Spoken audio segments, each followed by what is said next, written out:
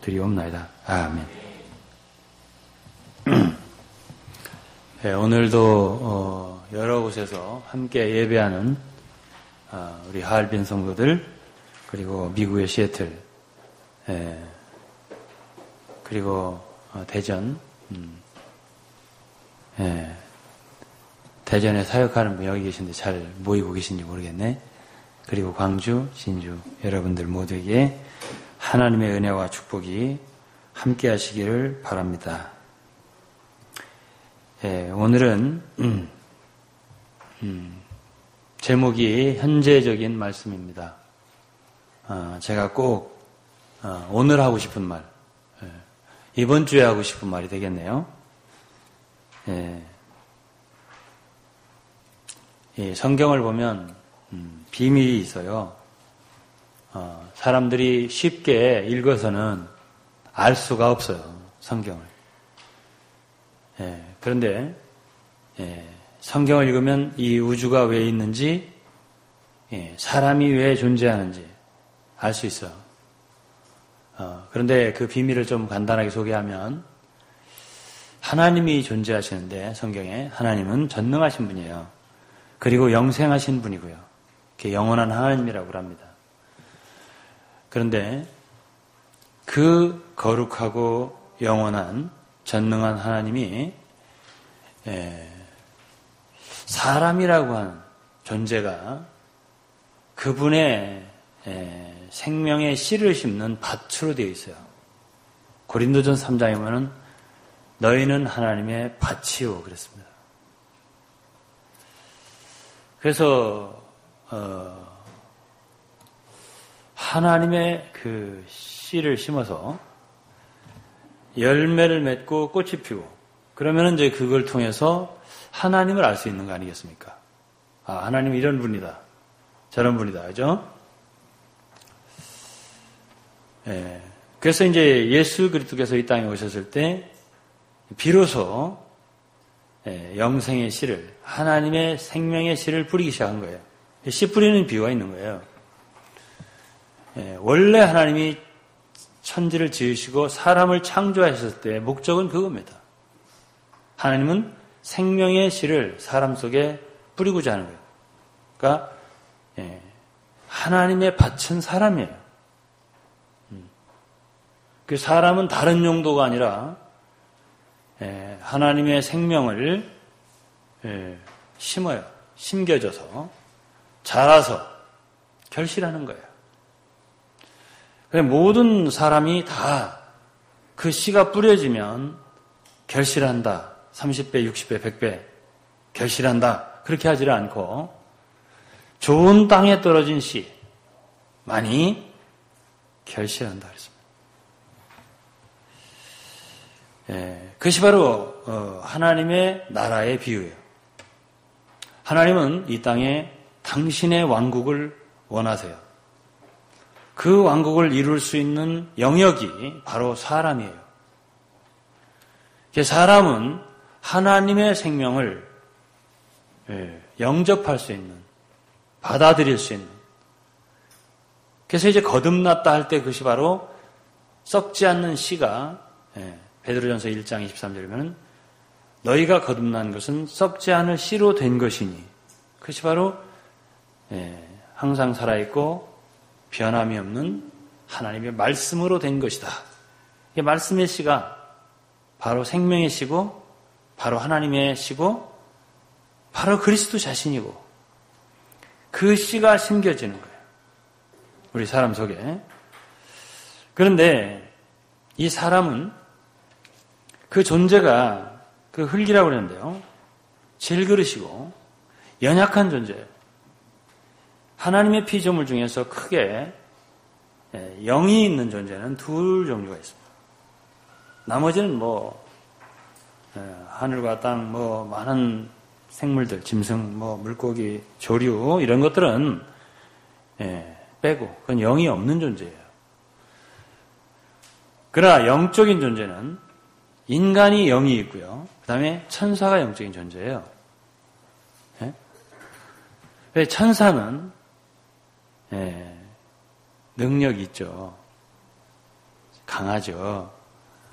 네, 하나님은 천사를 그분의 밭으로 지정하지 않았습니다. 그분의 자녀가 될 것으로 지정하지 않았어요. 그분의 아들이 될 걸 지정하지 않았어요. 어디까지나 천사는 종이에요. 하나님의 시중을 드는 종일 뿐이에요. 그러니까 사람은 하나님 자신의 생명을 그들의 속에 심어서 그 속에서 하나님의 생명이 싹트고 자라나고 결실할 수 있게 그런 존재로 지었다는 말이에요. 그래서 이제 오늘 제가 말씀드리고자 하는 건 뭐냐면 도대체 하나님이 원하는 사람은 어떤 사람이냐 하는 얘기죠. 오늘날 이제 사람들은 믿음이 좋은 사람, 신령한 사람, 영적인 사람에 대한 잘못된 그러한 그 개념, 관념을 갖고 있는 것 같아요. 자, 여러 사람들에게서 들었습니다. 이것은 반드시 한번 진리를 짚고 넘어가야 될 부분이다라고 생각을 했습니다. 성경에서 하나님이 원하는 사람은 인간다운 것이 없는 초월한 천사 같은 그런 존재를 원하신 게 아니거든요. 잘못 생각하는 것 같아요. 많은 사람들이. 그래서 잘못된 개념과 지식과 교리를 가지면 사람은 자유를 잃게 됩니다. 그리고 인공적이고 사람들이 만들어낸 그런 믿음을 소유하고 그 속에서 고통을 받게 되는 거예요. 진리만이 사람들을 자유케 하는 거예요. 그러면 하나님이 원하는 사람은 거듭난 사람, 하나님의 생명을 얻어서 성령이 그 안에 내주하는 사람, 그 생명은 하나님의 생명이기 때문에 아들 안에 있는 그 생명, 바로 그 생명이에요. 그러므로 요한복음 12장 24절이면 한 알의 밀이 땅에 떨어져 죽으면 그 한 알의 밀이 누구예요? 예수. 당신을 말하는 거예요. 한 알 그대로 죽지 않으면 그대로 있고 죽으면 땅에 떨어져 죽으면 그분이 십자가에 돌아가신 걸 의미합니다. 그러면 많은 열매를 맺는. 그러면 한 알의 밀알로 땅에 떨어져 죽은 그 생명, 그 밀알이나 그분이 죽어서 맺게 된 수많은 밀알이나 그 밀알의 생명은 같은 거예요. 그래서 예수 그리스도는 우리를 형제라고 하고 히브리서 1장 2장을 보면 예수를 맏아들이라고 하는 거예요.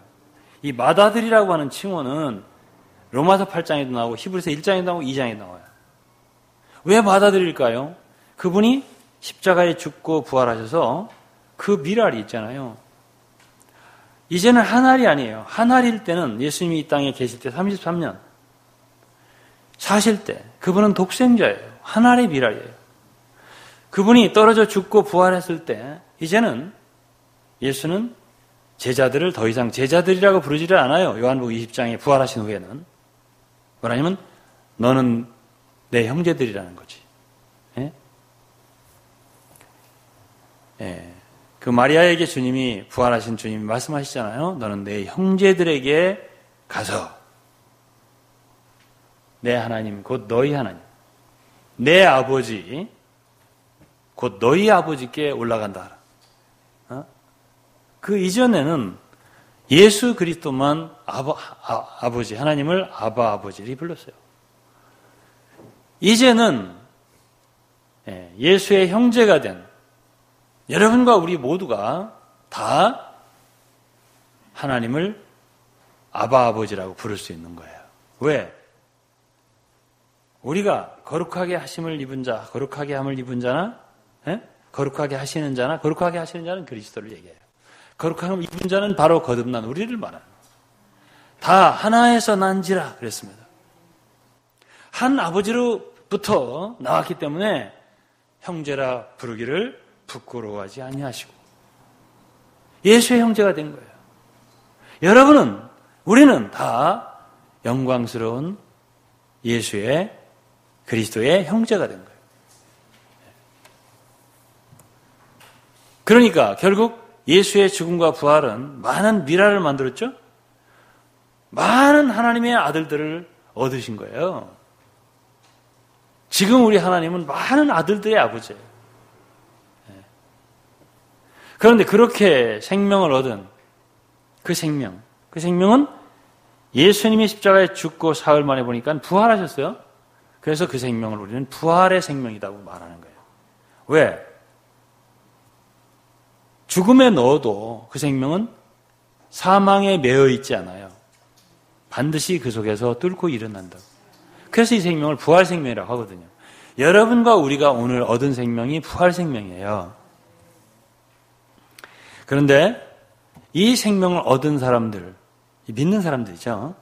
거듭난 우리. 그들의 삶은 믿지 않는, 이 생명을 얻지 못한 자들과 달라요. 근데 다른 것에 대하여 많은 그리스도인들이 관념을 잘못 갖고 있어요. 믿음이 좋은 사람은, 신령한 사람은 한 번도 약해지지 않는다. 낙심하지 않는다. 답답해하지 않는다. 근심하지도 않는다. 울지도 않는다. 슬프지도 않다. 절망하지 않는다. 항상 믿음이 굳건하고 강건하고 기쁘고 염려가 없고, 그것이 믿음이 좋은 사람이다. 그래야 된다. 이제 그렇게 이제 하나의 영적인 하나님이 기뻐하시는 인간상을, 신자의 상을 딱 세워놓고 내가 그렇게 돼야 되는데 이게 답답한 일을 당하거든. 슬픈 일을 당하거든. 괴롭고 답답하고 슬프고 눈물이 나고 애통하고 근심스러운 상황이 닥친단 말입니다. 이게 없어야 되는데, 그러니까 이제 이것을 그러한 믿음의 사람으로 인공적으로 아주 항상 기뻐하는, 물론 항상 기뻐해야 되는데 그런 사람이 되려니까 얼마나 어렵겠어요. 그 스트레스는 미치는 거예요. 너무 힘든 거예요. 그래서 누군가가 좀 약한 그런 말을 하고 그러면, 형제요, 왜 그렇게 당신은 약하나? 그럴 때일수록 기뻐해야지. 왜 이렇게 믿음이 없나? 그럴 때일수록 믿음이 강해야지, 사람아. 이렇게 하면 그게 또 더 스트레스가 되는 거예요. 안 되니까. 그래서 이제 우리는 오늘 이제 고린도 후서에서 사도 바울 어떤 사람인가? 우리가 고린도 후서가 없으면은, 다른 서신에서는 바울이 주로 많은 가르침을 줬기 때문에, 그가 어떤 사람인지 몰라요. 그런데 이제 고린도 후서는 사도 바울이 자기 자신을 많이 드러냈습니다. 자기의 체험을 많이 말했어요. 그러다 보니까 이제 고린도 후서는 바울의 자서전이다. 우리가 이런 말을 하는데요. 바울이라는 인간이 거기서 나타나거든요. 근데 1장을 보면 바울도 우리하고 다르지 않다는 걸 우리가 알 수가 있어요. 8절에 보면, 형제들아, 우리가 아시아에서 당한 환난을 너희가 알지 못하기를 원치 않니. 힘에 지나도록 심한 고생을 받아 살소망까지 끊어지고, 우리 마음에 사형선고를 받은 줄 알았습니다. 이 사도 바울은 어느 정도로 절망했냐면, 이건 죽음이다, 이제. 사형선고를 받았다는 게 무슨 뜻이에요? 사형선고를, 이번에는 죽음이다. 이건 끝이다. 이렇게 절망한 거예요. 힘에 지나도록.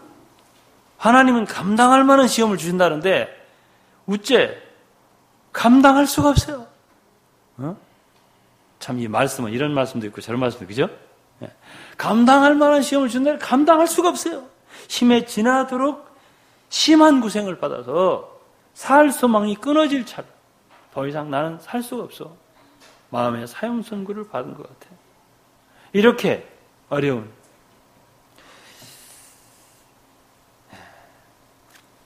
그러한 환난을 당했다는 걸 고백하고 있습니다. 그런데 그 뜻을 얘기하는 거예요. 왜 하나님이 나에게 이런 환경을 주셨는가 하니까는, 우리로 자기를 의뢰하지 말고 오직 죽은 자를 다시 살리신 하나님만 의뢰하게 하려 하십니다. 의뢰하라. 제가 지난주에 의지하는 걸 말했죠. 우리 그리스도인들은 의지해야 돼요. 이렇게 힘들지 않은 게 아니에요. 때로는. 저도 그랬어요. 저도 사역을 하면서 또는 섬기면서 주님의 일을 하면서 이젠 끝났구나. 다 끝났다. 주님, 저는 끝났습니다. 제가 제 아내한테 오늘 여보, 난 망했어. 내가 그랬습니다. 난 망했다. 어떡하지? 제가 그런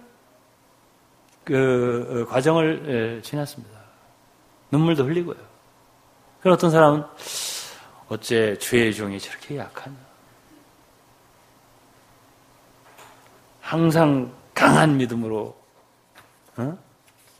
무슨 소리야? 우리 하나님은 소망의 하나님이고 축복의 하나님이기 때문에 언젠간 축복하실 거야. 이렇게 하는데 그렇게 하나? 다 끝났다니. 뭐야? 그런데 여러분이나 나나 은연중에 우리 생각 속에는 믿음이 좋은 사람, 영적인 인물은 이런 사람이어야 된다 하는 게 있거든요. 근데 성경에는 전혀 그렇지가 않아요.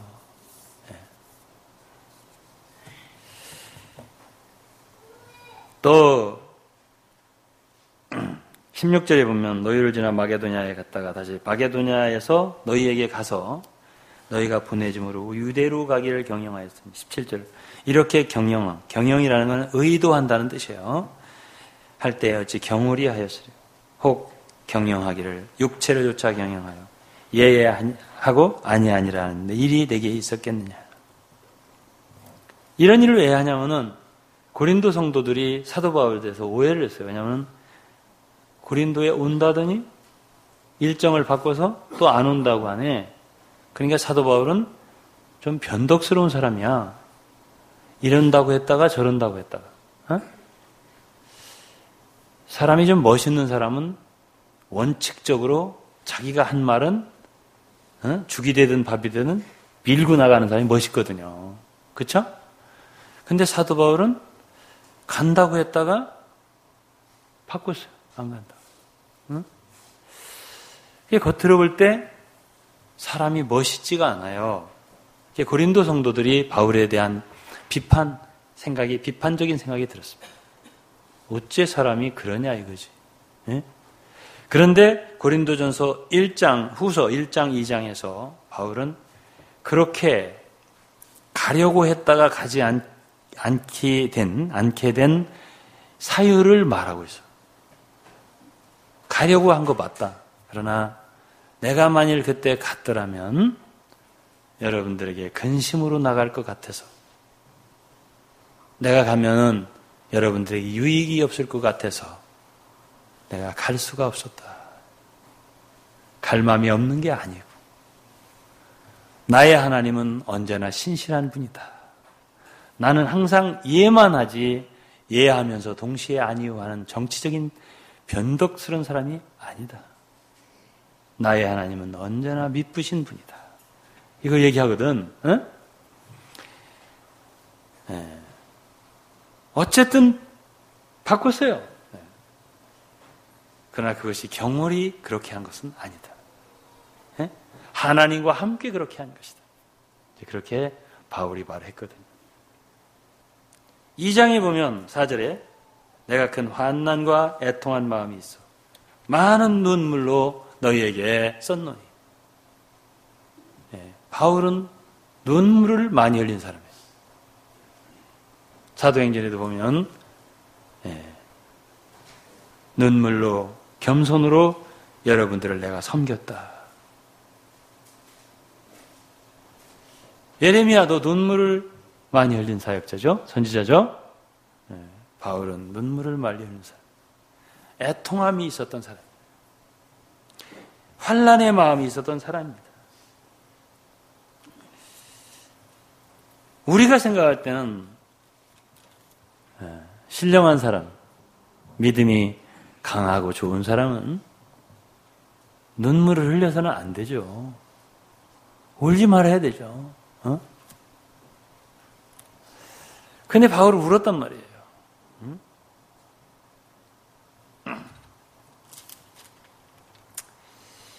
또 바울은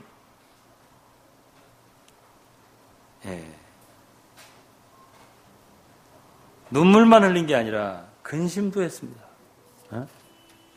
주님은 분명히 너는 마음에 근심하지 말라고 그러는데 바울은 고린도 교회를 생각하면서 근심이 있었다고요.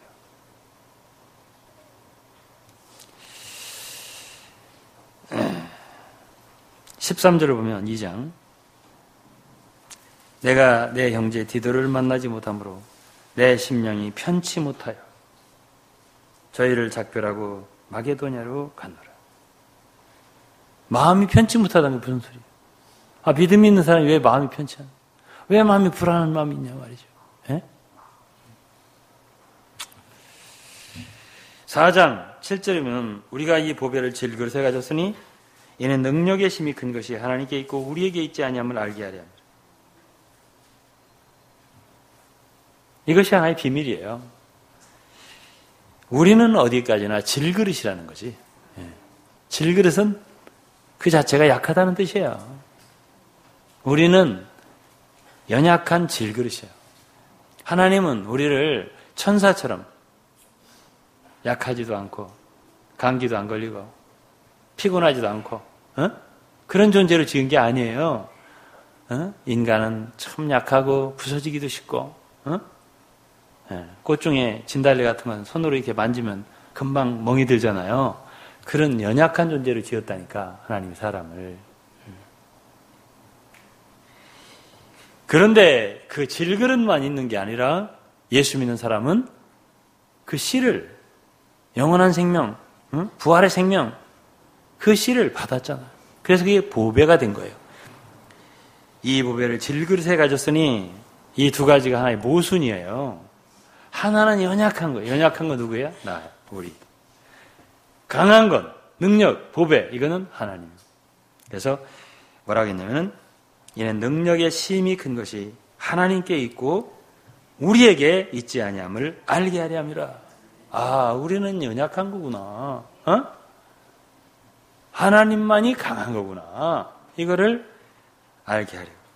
그래서 이제 8절이면 우리가 사방으로 우겨싸움을 당하고 쌓이지 않아요. 답답한 일을 당해도 낙심하지 않아요. 핍박을 받아도 버림받지 않아요. 거꾸로 뜸을 당해도 망하지 않아요. 우리가 항상 예수 죽인 것을 몸에 짊어지면 예수의 생명도 우리 몸에 나타나게 하려. 12절이에요. 그런즉 사망은 우리 안에 역사하고 생명은 너희 안에 하냐.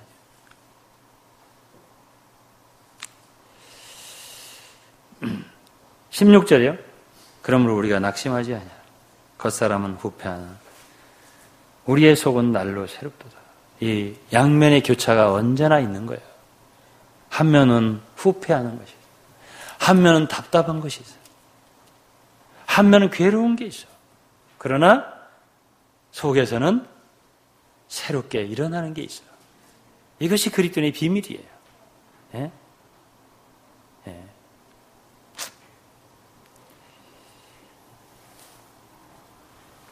네, 5장을 한번 볼까요? 2절. 과연 우리가 여기 있어 탄식하며 하늘로부터 오는 우리 처소로 덧입기를 간절히 사모하는 여기 있어 탄식하며 탄식. 예? 아휴, 탄식. 예? 바울도 탄식을 하였는가? 탄식했다는 거지. 예?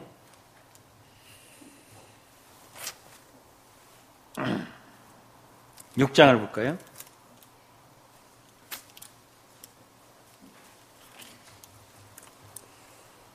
예. 10절 봅시다. 많은 걸 볼 수 있겠지만 많은 구절을 근심하는 자 같으나 항상 기뻐하고 근심하는 자 같이 보이는 거예요. 바울은 근심하는 사람 같아요. 탄식하고 근심하는 사람 같아요. 그런데 또 속에는 기쁨이 있는 거예요. 왜 그러죠? 그 속에 보배가 있으니까. 이것이 그리스도인의 비밀이라고. 믿지 않는 사람은 탄식하고 끝나는 거예요. 하고 끝나는 거예요. 그러니까 주름살이 더 생기지. 늙고. 근데 그리스도인들은요, 탄식이 있는데 속에서 올라오는 게 있어요. 성령이 있어요. 그분의 이름을 보혜사라고 그래요. 보혜사는 또 다른 말로 위로자라고 그래요. 위로의 성령이. 제가 어렸을 때에, 주일학교 다닐 때에, 예수 누구 신구하니? 우는 자의 위로. 예수는 그런 분이라는 찬송을 했어요. 나는 어렸을 때에 주일학교 다니면서, 그때 당시에 찬송을 이제, 우리 고대의 초기에 하나님의 종들이 번역을 해가지고, 우리는 잘 몰랐어요. 그게 무슨 소리인지. 예수 누구 신고하니. 신고가 뭘까? 신고가 뭐지? 예수 누구 신고하니? 이제 이렇게 지금은 찬송가를 좀 바꿨더라고. 그런 거 참 많아요. 우리가 어렸을 때 속죄함 주 예수 내 죄를 속했네. 그거 어떻게 알아요? 그걸. 우리가 속했네. 그거 어떻게 아냐? 엄청 신나게 부르고 세게 부르고 막 크게 부르고 했는데 속죄함 주 예수 내 죄를 속했네. 할렐루야 소리를 합하여가 뭐 하는 거지? 합하여 함께 찬송하세. 송하세가 뭐 하는 거죠? 함께 찬송하세. 그게 아무것도 모르고 그래요. 내 주에도 전 받은 날 참 기쁜 날이 아닌가. 아니, 도천 받은 게 뭐지? 난 정말 주일학교 때 진짜 몰랐어요. 내 주에 도천 받은 날. 도천 받은 게 뭐지? 내 주의 도를, 말씀을 처음 받은 날. 내 주에 도천 받은 날. 도천 받은 날. 우리는 무조건 불렀어요. 도천 받은 게 있긴 있나 보다. 예수 누구 신고하니? 그 이제 옛날 우리가 어렸을 때에 부른 것에 대해서 그냥 불렀는데 지금 생각하니까 예수는 우는 자의 위로시구나. 그 위로자가 우리에게 오신 거예요. 성령이 오셨네. 성령이 오셨네. 보혜사 오셨네. 그 보혜사가 믿는 자 속에 들어 계셔서 우리 안에 항상 곁에 계셔서 우리가 혹시 슬퍼하면 우리를 위로해 주시고 부축해 주시고 격려해 주시는 분으로 계시단 말이에요. 도와주시는 분이거든, 우리를. 이것이 없는 자와 있는 자는 차이가 큰 거예요.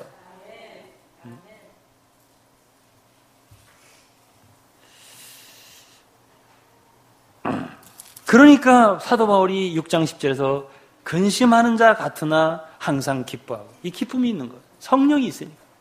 성령은요, 기쁨이에요. 성령이 충만하죠? 그럼 기쁨이 충만. 그래서 우리 찬송이 성령 내 마음을 채우네. 제가 90년대에 이렇게 개사하는 찬송가였어요. 성령 내 마음을 채우네. 이러고 2절은 기쁨 내 마음을 채우네. 똑같은 거예요. 성령이 채워지는 거나 기쁨이 채워지는 거. 그 성령이 계시니까 어떤 상황이 있어도 어떠냐면은 기쁜 거예요. 그러니까 근심하는 일이 없어? 있지. 그런데 동시에 우리 속에는 기쁨이 있을 수가 있다는 거예요. 예, 많은 구절을 읽을 수 있겠지만 다 생략하고 12장으로 가겠습니다. 12장에 보시면 7절에 보면 사도 바울에게는 육신에 가시가 있었다고 그랬습니다. 이게 어떤 질병이겠죠. 그것을 사도 바울은 사단의 사자라고 그랬어요. 이제 8절에는 이것이 내게 떠나기 위해서 내가 주께 3번 기도하였더니 내게 이르시기를 내 은혜가 내게 족하도다. 이는 내 능력이 약한 데서 온전하여짐이라 하신지라. 이러므로 도리어 크게 기뻐함으로 나의 여러 약한 것들에 대하여 자랑하리. 이는 그리스도의 능력으로 내게 머물게 하려 함이라. 그러므로 내가 그리스도를 위하여 약한 것들과 능력과 궁핍과 핍박과 곤란을 기뻐하는. 이는 내가 약할 그때에 곧 강함이라. 이 모순적인 거예요. 그리스도인의 생활은. 정상적이고 참다운 그리스도인의 삶은 이 두 가지가 교차하는 거예요. 어떤 사람이 한 가지만 있는 줄 알아요. 네? 항상 은혜가 넘쳐. 항상 강하고. 네? 그런 사람이 그리스도인이라고 생각해요. 그러니까 그렇게 말하자면 인공적으로 그런 사람이 되려고 하니 속에는 허한데 밖에 그런 사람으로 포장을 해서 나타나려고 하니 얼마나 힘들겠냐 말이죠. 어? 어? 우리 그리스도인은 자유로운 사람들이에요. 연약한 모습대로. 연약한 가운데 그 속에 강함이, 은혜가 있는 거예요. 그럼 다시 또 기쁨이 올라오는 거예요. 저 사람 금방 죽을 것 같더니 어쩌다 다시 기쁘냐? 그거는 비밀이지. 우리가 누리는 그리스도이거든요. 우리가 얻은 은혜거든요. 우리가 항상 의지하면, 우리가 이런 믿음을 갖고 있다면 주님은 반드시 우리 속에서 어떤 때라도 은혜를 주세요. 고통을 당할 때는 위로의 은혜를 주시고요. 심지어 어떤 학자께서는 제가 존경하시는 분인데 한국에 죽을 때는 하나님이 성도들에게 죽을 수 있는 은혜도 주신다는 거예요. 언제나 은혜를 주신다는 거예요. 근데 우리 약함이 없냐? 사도 바울은 나는 많은 약한 것들을 자랑하겠다. 바울은 아예 두 사람처럼 얘기했어요. 항상 내가 그리스도 안에 있는 한 사람을 아는. 그게 사실은 자기거든요. 그래. 이 사람을 위해서는 자랑하겠지만 나를 위해서는 약한 것들을 위해서는 자랑하지 않겠다. 구분을 했다니까. 연약한 건 나고 능력이 강한 건 하나님이시고 이렇게.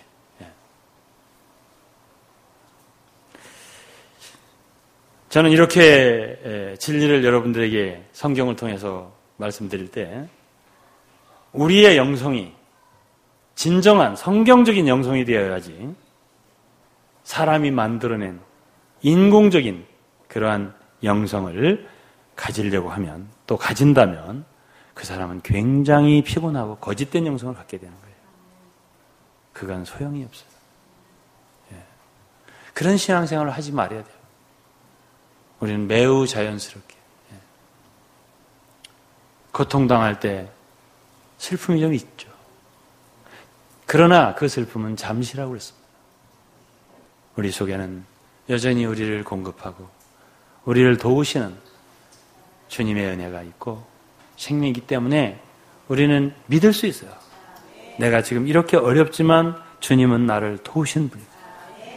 나는 늘 그러기에 나의 주님을 의지한다.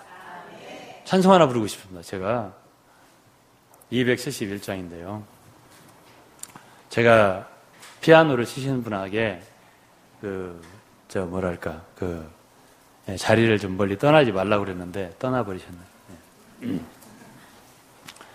271장을 부르겠습니다. 은혜의 주 예수 내게 늘 필요해. 부드러운 음성 늘 평강 주시니 주여 늘 필요하니. 우리는 주님이 늘 필요한 거예요. 4절에 보면 늘 필요한 주여 날 가르쳐 주소서. 주 약속한 축복 내게 주시도록.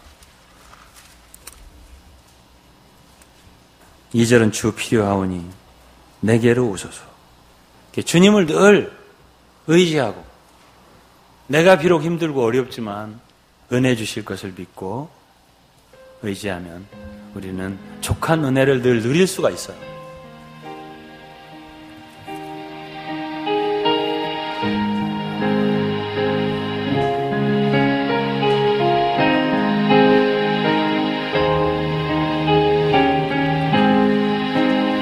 은혜의 주 예수 내게 늘 필요해.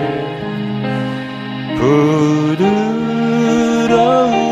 손 늘 평강 주시네. 주여 늘 필요하니 항상 내게 오사 매 순간 귀한 은혜 주시옵소서. 3절에 기쁨아 슬픔은 늘 필요한 주님 내 빈맘 채우고 떠나지 마소서. 주여 늘 필요해. 주여 늘 필요하니 항상 내게 오사 매 순간 귀한 은혜 주시옵소서. 늘 필요한 날 가르치소서. 주 약속한 축복 내게 주시도록. 주여 늘 필요한 항상 내게 오사 매 순간 귀한 은혜 주시옵소서.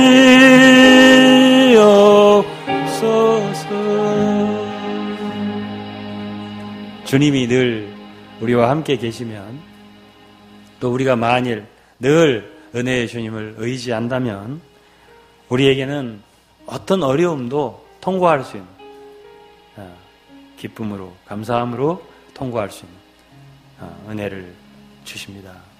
그리고 우리의 약함이 다 삼켜져요. 그러므로 우리의 연약함을 부끄러워하지 말고, 우리는 어디까지나 인간이에요. 천사가 아니에요. 어떤 사람들은 사람이 하나님이 된다라고 가르치는 사람들이 있어요. 우리가 하나님의 자녀지만, 하나님의 생명을 갖고 있지만 우리는 여전히 사람인 것을 기억해야 돼요. 요한계시록 22장에 보면 새 예루살렘, 새 하늘, 새 땅, 영세에서도 거의 하나님의 종들, 또 새 예루살렘에도 하나님께서 사람들에게 장막을 치고 사람 가운데 계시고 여전히 사람이 존재하거든요. 예? 오늘 우리는 하나님의 기쁨이 되는 사람들이 어떤 사람들인가를 알아야 돼요. 우리는 연약함을 갖고 있는 가운데서 그리스도의 은혜와 성령의 능력을, 부활을 체험함으로 감사하고 기뻐하는 사람들이에요. 이것을 여러분과 우리가 알아야 돼요. 그 다음 이제 오늘 두 번째, 우리가 이 길을 잘 가려면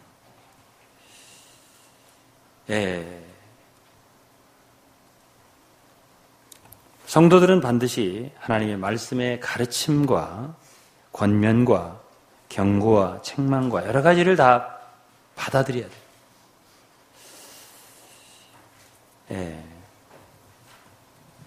히브리서 3장과 4장을 읽어보면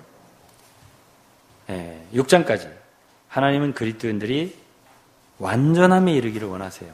성숙해서.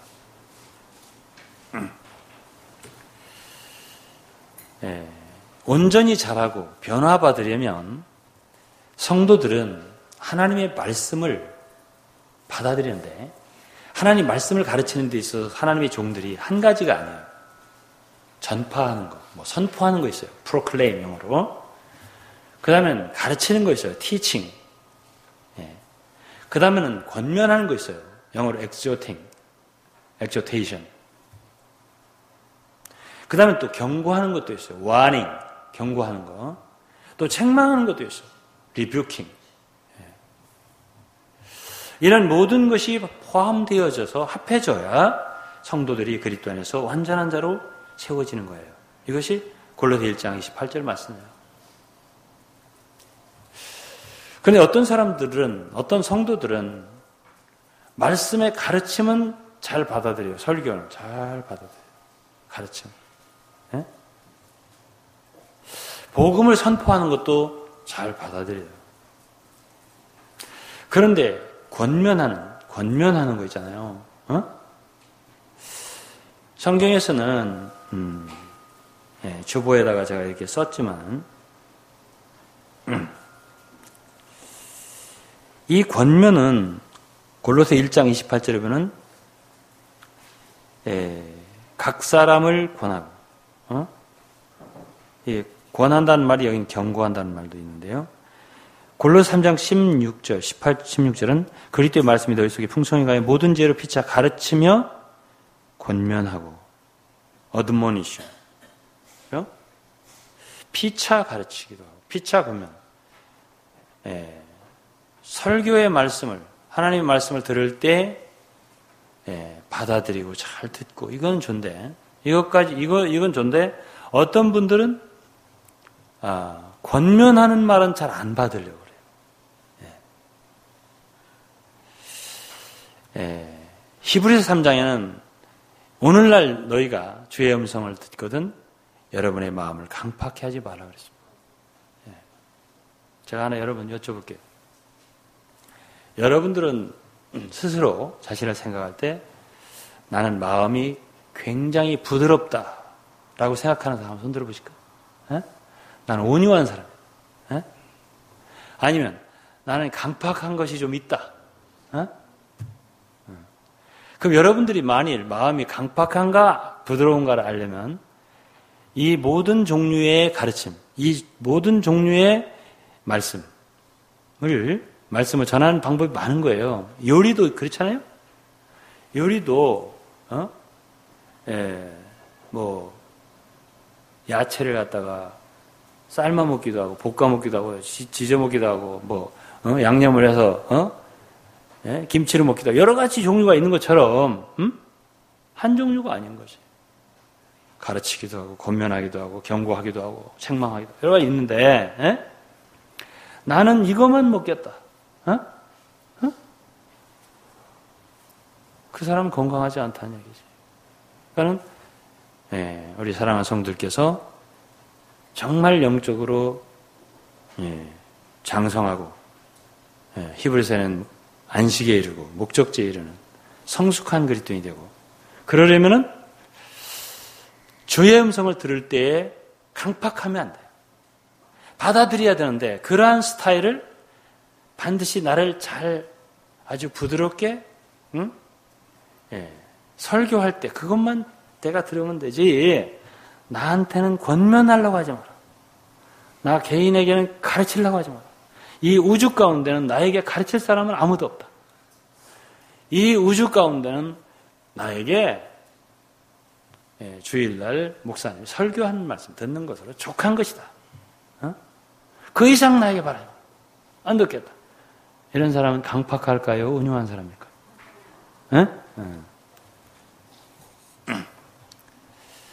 성경에서는 피차 가르치라고 했습니다. 권면하라고 했어요. 피차. 당신이 나를 당신. 이렇게. 그리고 심지어는 책망해라 이런 말도 있습니다. 책망해라.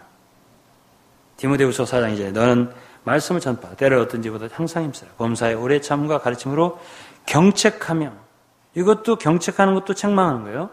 그다음에 경계하며 이거는 꾸짖으라는 말이에요. 리뷰크. 권하라. 이거는 권면, exhort. 권하라는 뜻입니다.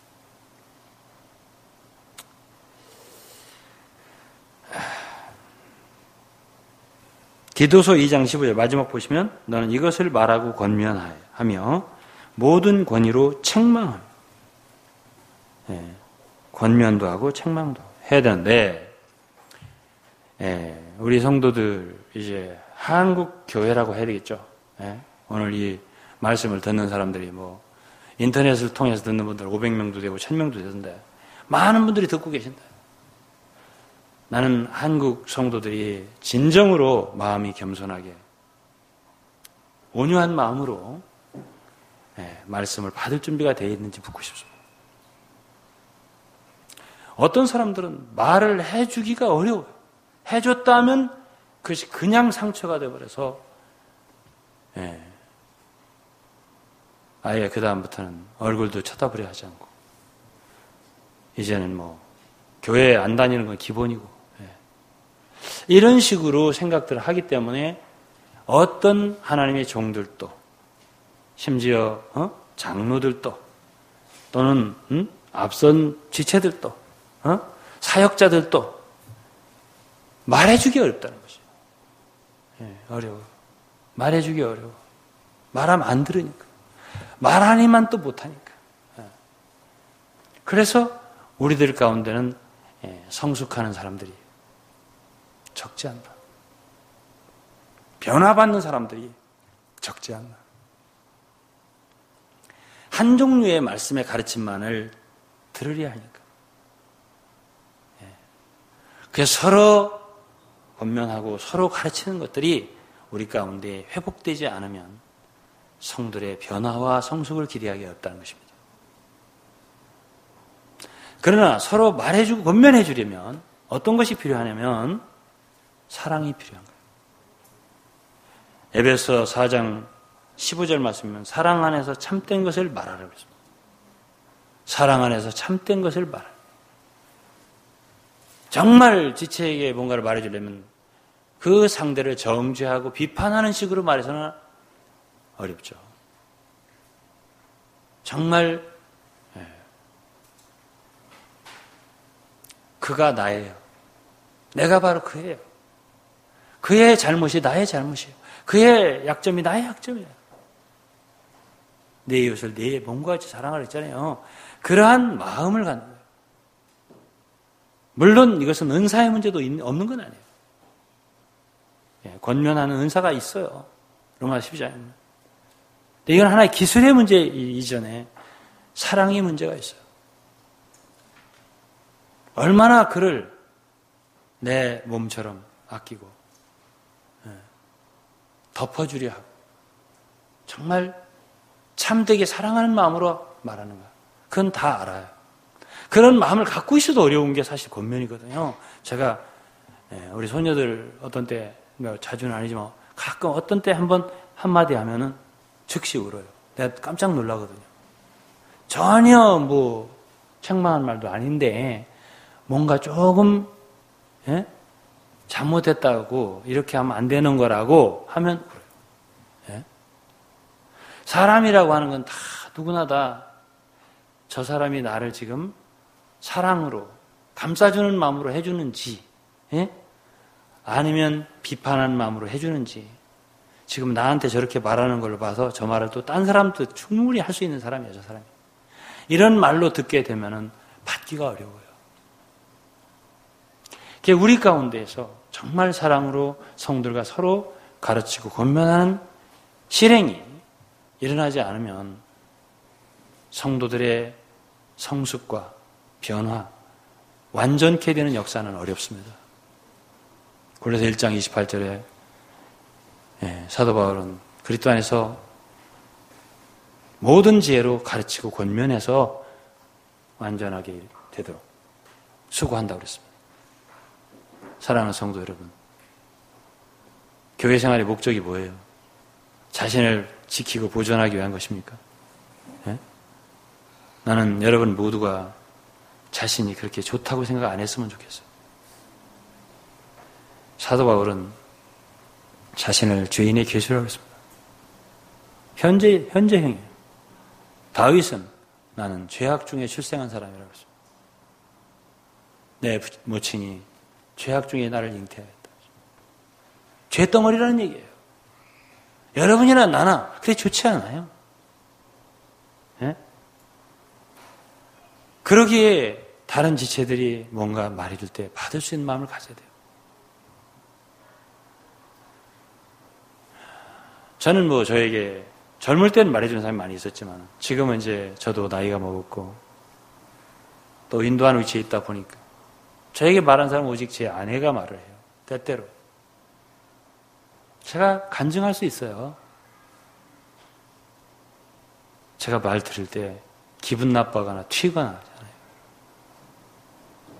거의 10번이면 9번은 제가 다 봤습니다.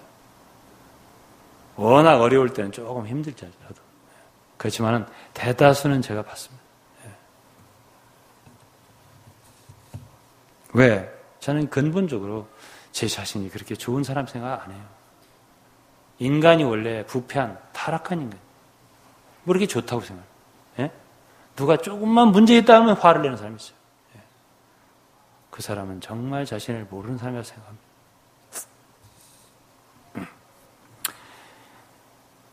그 다음에 세 번째예요.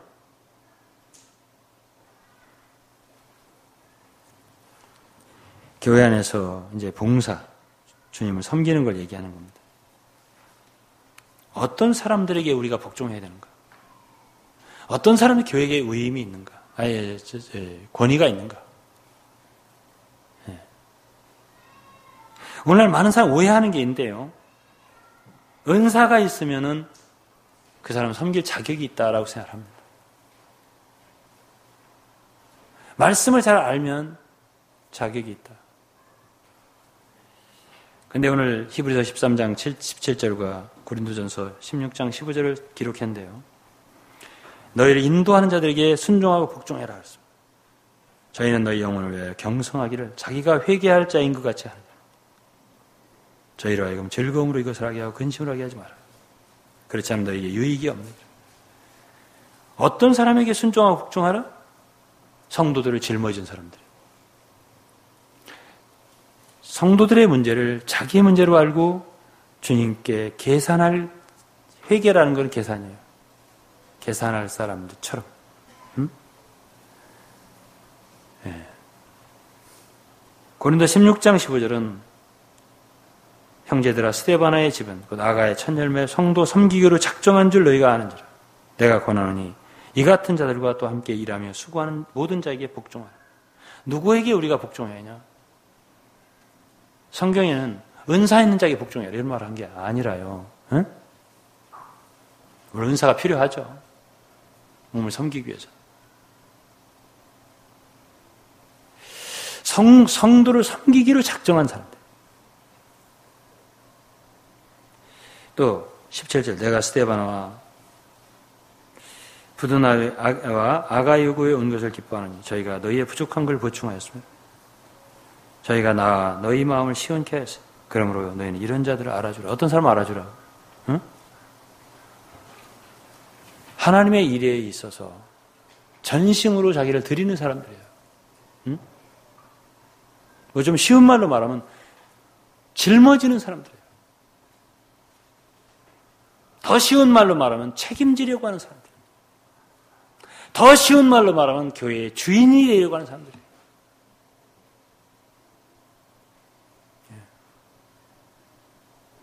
내가 성경을 많이 알기 때문에, 내가 교회 생활을 오래 했기 때문에 여러분 나를 순종해라. 그건 소용이 없는 말이에요. 얼마만큼 주의 역사를 짊어지려 하고 얼마만큼 하나님의 종의 역사를 협력하려 하고 얼마만큼 성도들을 짊어지려 하는가, 책임지려 하는가. 이 교회의 주인처럼 모든 것을 내 일로 여기면서 짊어지는가. 그런 사람들이 그게 위임이 있는 사람들이에요. 그게 바로 위임이에요. 위임을 갖고 있는 사람들이에요. 응?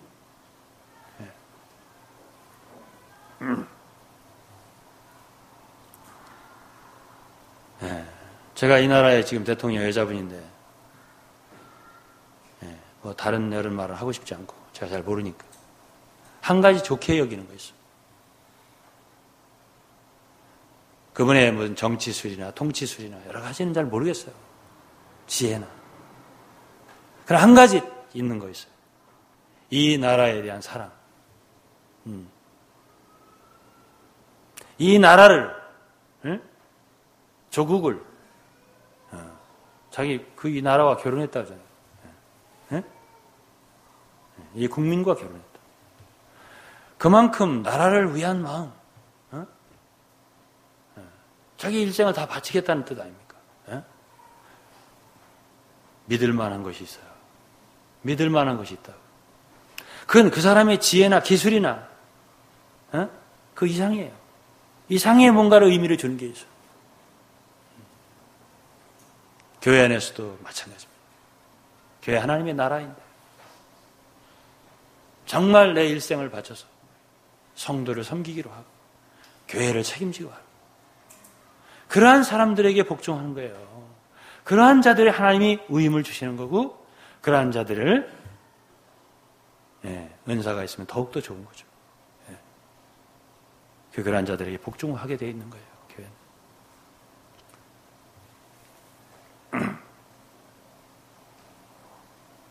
마지막으로 한마디 하고 마치겠습니다.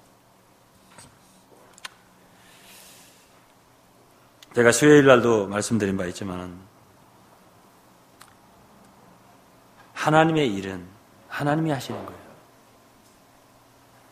사람이 하는 게 아니에요. 사도 바울이 로마서 15장에서 자기의 사역에 대해서 한마디 했어요.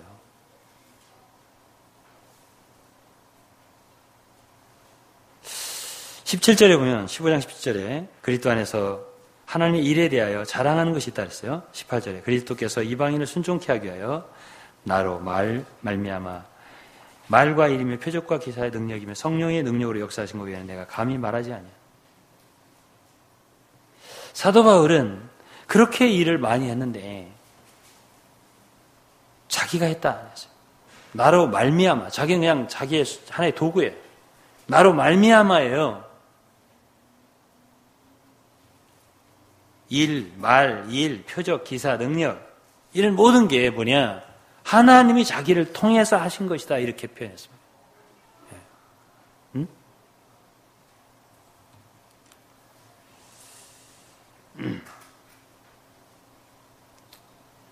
여러분 주의 일은 주님이 하십니다. 다니엘서에도 하나님이 그분의 나라를 어떻게 이루냐 보니까 손으로 뜨이지 않은 돌이 사람의 손이 아니라는 거죠. 금신상을 부수어 태산이 되었다.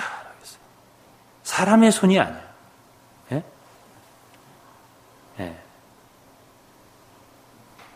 사도 바울은 수고를 많이 했지만 고린도서 15장 10절에도 그랬어요. 내가 다른 사도 많이 수고했죠. 내가 아니요. 하나님의 은혜다. 그랬습니다. 우리의 사역의 역사, 축복은 하나님께 달렸어요. 하나님 축복에 달렸어요. 그렇기 때문에 주님이 제자들 이걸 가르치기 어려웠던 거예요. 에? 수많은 사람들을 뭘로 먹여? 너희들이 먹여라 하니까 아무것도 없는데 여기 오병이어밖에 없는데요. 주님께서 그걸 축사해서 떼어서 수많은 사람 먹였습니다. 그걸 2번 하셨어요. 그래도 제자들이 잘 몰라요. 못 배워요. 그러니까 우리는 우리의 실력에 달렸다고 생각합니다. 우리의 역량에 달렸다. 우리 가진 것에 달렸다. 그러나 하나님은 그렇지 않아요. 하나님의 역사는 하나님의 축복에 달려있다는 걸 알기 원하는 거예요. 하나님 축복하시면 되는 거예요. 밤새 고기를 한 마리도 못 잡았어도 주님 한마디에 2배에 가득 고기가 차이게 잡을 수 있는 거예요. 이것이 하나님의 역사입니다. 여러분,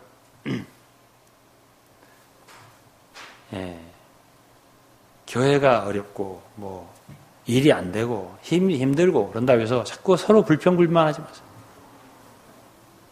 사람이 아무리 노력해도요. 힘을 다 쏟았어도 주님이 손을 움직이지 않으면 안 돼요. 소용없어요. 다 잘했어. 다. 에브리바디 다 잘했어. 실수도 없이. 그래도 주님이 축복 안 하면 죄로예요. 없어요. 좀 잘못도 있어. 문제가 있어. 그래도 하나님이 축복하면 축복을 하시는 거예요. 보세요. 성경에 야곱을 하나님 축복했습니다. 문제가 없었습니까? 아브라함 축복했어요. 문제가 없었습니까? 하가를 취한 건 뭔데? 이스마엘을 낳은 건 뭔데? 애굽 남방으로 내려간 건 뭔데? 문제가 없는 게 아니에요. 야곱은 그렇게 잘했습니까? 모든 것을? 축복하시면 하는 거예요. 우리가 바랄 건 하나님의 손이고 하나님 축복이고, 그러니까 우리는 기도하고 믿음으로 기다릴 수 있을 뿐 서로 원망하고 그러면 안 돼요. 그러면 주님의 축복을 막는 거예요. 제가 마지막으로 여러분 성도에게 다시 한번 간구하는 거예요. 여러분, 어려워요? 힘들어? 힘들죠. 제자들도 그랬으니까 힘들어. 고기는 안 잡히고 너무 힘들어. 그때 새벽녘에 오셔 주님. 주님이 오시고 주님이 축복하시면 되는 거예요. 아이고, 지금까지 안 되는데. 몇 년간 안 되는데. 그래도 주님이 역사하시면 되는 거예요. 나는 주님께서 역사하실 걸 믿습니다.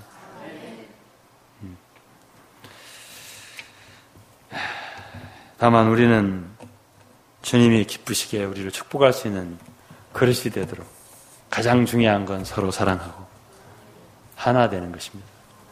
우리의 마음을 합하는 거예요. 그걸 하나님 좋아하시니까. 우리가 그러한 축복의 그릇이 될 수 있기를 원합니다. 기도해 드릴게요. 하나님 감사합니다. 오늘 저희들은 현재의 저의 느낌을 말씀으로 증거했습니다. 말씀을 들은 성도들께서 모두가 다 정말 자유함을 얻고 또 참 주님의 축복을 믿고 의지하며 우리 입술의 모든 원망과 불평과 비판과 정죄의 말들을 제거하시고 서로 사랑하고 신뢰하고 서로 하나 될 수 있도록 축복해 주시옵소서. 하나님, 그리고 이 교회 안에서 다 책임을 짊어지고 또 정말 주님 앞에 많이 맡은 자들에게 순종할 수 있는 은혜를 허락해 주시옵소서. 감사드리며 예수 그리스도 이름으로 기도드리옵나이다. 아멘.